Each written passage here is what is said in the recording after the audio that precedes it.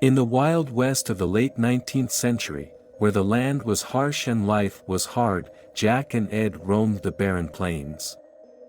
Two brothers who had lost their families and had been going through life side by side for years, always looking for a way to escape the misery.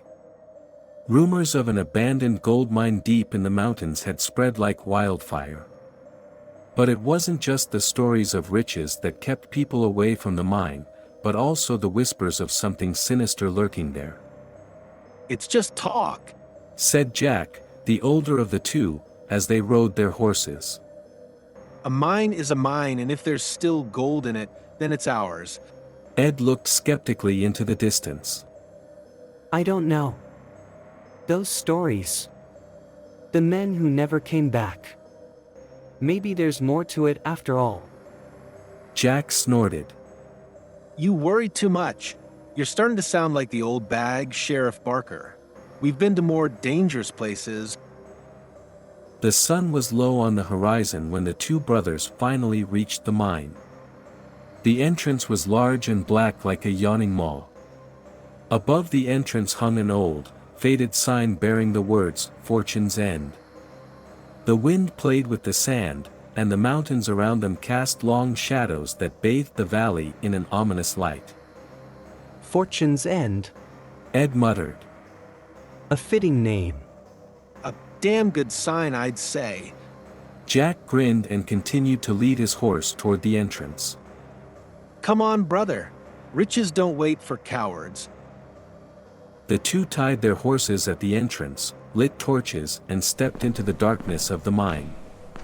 The stone corridor stretched out before them, deep into the mountain, and their footsteps echoed through the cold walls with every step.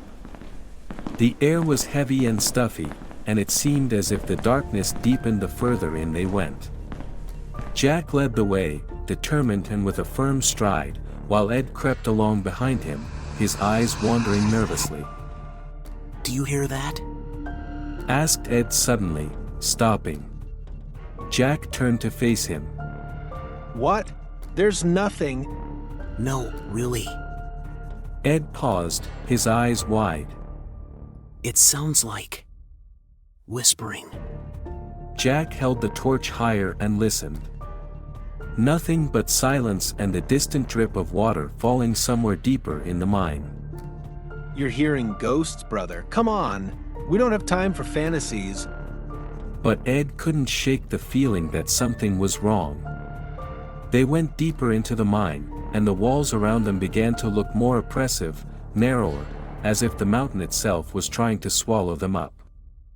After a few minutes, they discovered a large cave containing the scaffolding of an old winding system. Logs, rotten and cracked, lay around as if they had been hastily abandoned. In the dust on the floor were tools that appeared to be decades old. That's it. This is where they were digging. He shone his torch around and pointed to an opening at the back of the cave. That must be the place where the gold is.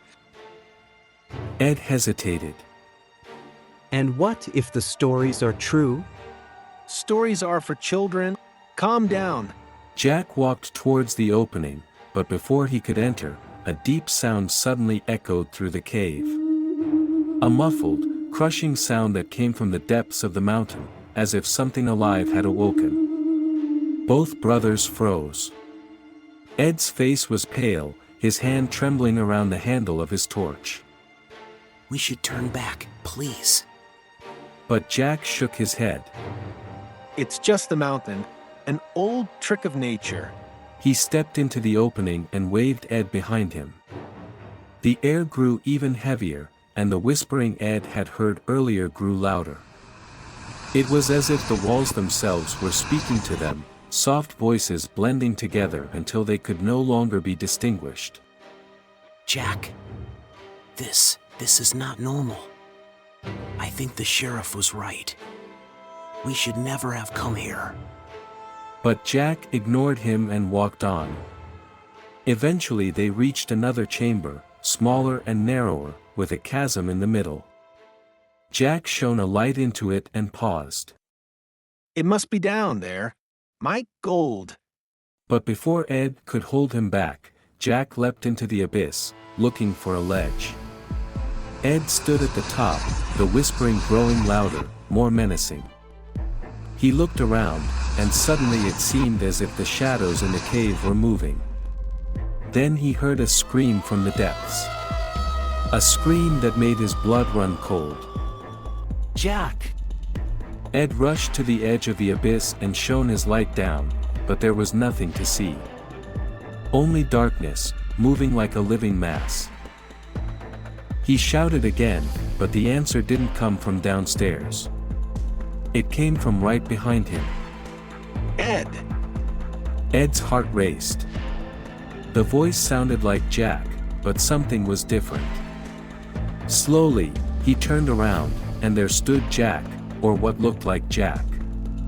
But his eyes were blank, his face a mask of terror. Ed! He whispered in a voice that sounded like the whisper of the mind. Come to me. I have the gold. Come. Ed cried out and ran, stumbling through the darkness that wanted to swallow him up. But the whisper followed him, Jack's voice, ever closer, ever more demanding. Ed saw the exit of the mine in the distance. Someone was standing there. Hurry up, boy! It was the sheriff's voice. Run! Run as fast as you can! He called to him. Ed stumbled and fell to the ground. He couldn't believe it. The sheriff was there to help him. He hastily turned around again and took one last look into the darkness. He painfully realized that his brother Jack was lost, but he could still make it. He mustered all his strength, stood up and ran as fast as he could to the exit. His heart was racing. The figure of the sheriff became clearer and clearer. He was almost there. In a moment he was free. The sheriff welcomed him with open arms. Ed threw himself into the saving embrace. He was so grateful to have made it. Tears welled up in his eyes.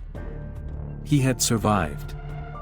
After a few breaths, he looked up at the sheriff. Ed froze. He looked into expressionless, empty, dead eyes. The kind of eyes he had last seen on his brother.